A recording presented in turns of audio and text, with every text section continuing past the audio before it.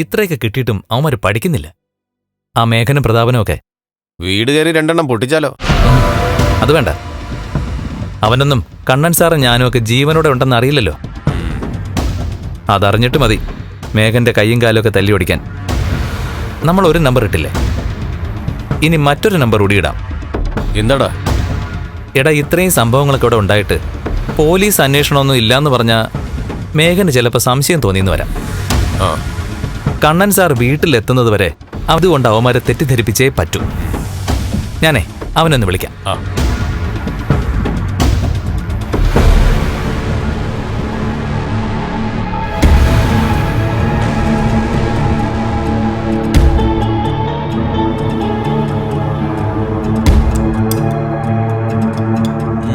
എങ്ങനെയുണ്ട്? നല്ല പായസല്ലേ? Super.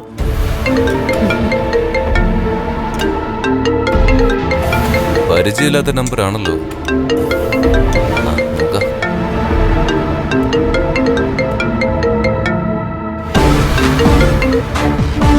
Hello, ആരാ?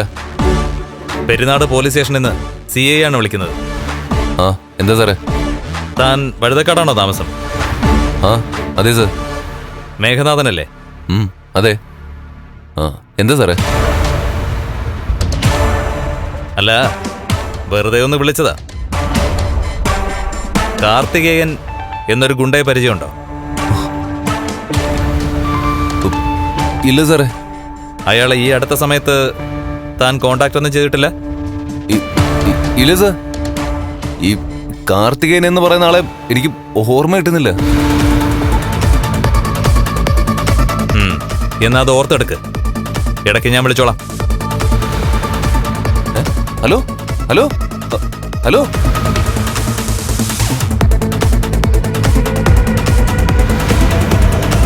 എന്താ കേട്ടാ? എടാ, കേട്ടില്ലേ? പെരിനാട് പോലീസ് സ്റ്റേഷനിൽ നിന്ന് CI വിളിച്ചത്. എടാ, അതിലൊരു ഗുണ്ടയുടെ പേര് പറഞ്ഞിട്ട് എനിക്ക് പരിചയം ഉണ്ടെന്നാ ചോദിച്ചത്. ഇവന്മാർക്കൊക്കെ വിളിപ്പേരുണ്ടല്ലോ, അതല്ലേ എനിക്കറിയൂ. അല്ലാതെ അവന്മാരുടെ യഥാർത്ഥ പേരോ അല്ല എനിക്കറിയൂ. എടാ, അപ്പൊ നിന്നെ സംശയം കാണുമല്ലോ പോലീസിന്. അതുകൊണ്ട് അപ്പച്ചി യുവമാരുടെ വിളിയൊക്കെ ഞാൻ ഒഴിവാക്കുന്നത്. എന്നാലും ഇടയ്ക്ക് മെസ്സേജ് ഒക്കെ അയക്കും. അതാ കുഴപ്പമായത്.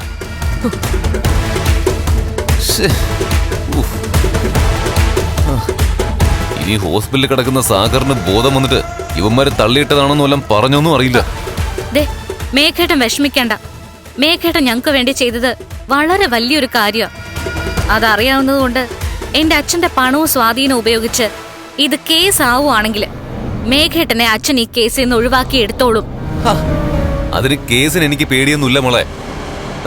ഇപ്പൊ കണ്ണൻ മരിച്ചിട്ട് മാർക്കോ ജീവിച്ചിരുന്നെങ്കിൽ പോലീസിനേക്കാളും നിയമത്തെക്കാളും ഞാൻ അവനെ പേടിച്ചേനെ. കാരണം കണ്ണന്റെ മരണത്തിന് ഉറപ്പായിട്ടും അവൻ പ്രതികാരം ചെയ്തിരിക്കും. പിന്നെ സത്യം പറഞ്ഞ എനിക്ക് നാട്ടിൽ പോലും നിൽക്കാൻ പറ്റത്തില്ല. അവനെ മാത്രമേ ഉള്ളൂ എനിക്ക് ഭയം. അതല്ലാതെ ഇവിടുത്തെ ഒരു നിയമത്തെ എനിക്ക് പേടിയില്ല. പോലീസ് ഇനി ഇങ്ങോട്ടെങ്ങാനും വരുവോടാ? വരുന്നെങ്കിൽ വരട്ടെ. ഇവിടെ നമുക്കാർക്കും ഈ കേസോട് ബന്ധമൊന്നുമില്ലല്ലോ. മേഘേടിന് ഒരു ബന്ധവുമില്ലെന്ന് പറഞ്ഞാൽ മതി. ഇനിയിപ്പോ കണ്ണേട്ട മരിച്ചിട്ട് മഹാലക്ഷ്മിയുടെ കയ്യിൽ നിന്ന് സ്വത്തുക്കളെല്ലാം നമുക്ക് സ്വന്തമാക്കാൻ കഴിഞ്ഞാ പിന്നെ ഏത് കേസും പണം കൊടുത്ത് നമുക്ക് ഒഴിവാക്കാന്നേ ഉള്ളൂ. ഈ വീട്ടിലെ വല്യേട്ടൻ മരിച്ച ശേഷം അതിന്റെ ഉത്തരവാദിത്വം ഏറ്റെടുത്ത് ജയിലിൽ പോയി കിടക്കാൻ പോലും എന്റെ അച്ഛൻ തയ്യാറാ. അങ്ങനെ മഹാലക്ഷ്മി ഭരിക്കുന്ന വീട്ടില് എന്റെ അവസ്ഥ പരിങ്ങലിലാണെന്ന് എന്റെ അച്ഛനും മുത്തശ്ശിക്കും ഒക്കെ അറിയാം. അവരൊക്കെ ഈ കേസില് എന്ത് വില കൊടുത്തും മേഘേട്ടനെ സഹായിക്കാൻ തയ്യാറാ. എടാ, പോലീസൊക്കെ വിളിച്ച സ്ഥിതിക്ക് ഇപ്പം മരിച്ചത് ആരാണെന്ന് അവര് തിരിച്ചറിഞ്ഞു കാണില്ലേ മേഘ? അങ്ങനെ തിരിച്ചറിഞ്ഞിട്ടുണ്ടെങ്കിൽ ഇങ്ങോട്ട് വിളി വരൂ അപ്പച്ചി. അയ്യോ, ഇതിന് ഇവന്മാരിപ്പോ എന്നെ വിളിച്ച എന്തിനാന്ന് എനിക്ക് മനസ്സിലാവാതെ. പെരിനാട് പോലീസ് സ്റ്റേഷന് ശബരിമലയായിട്ട് ബന്ധമുണ്ടോ?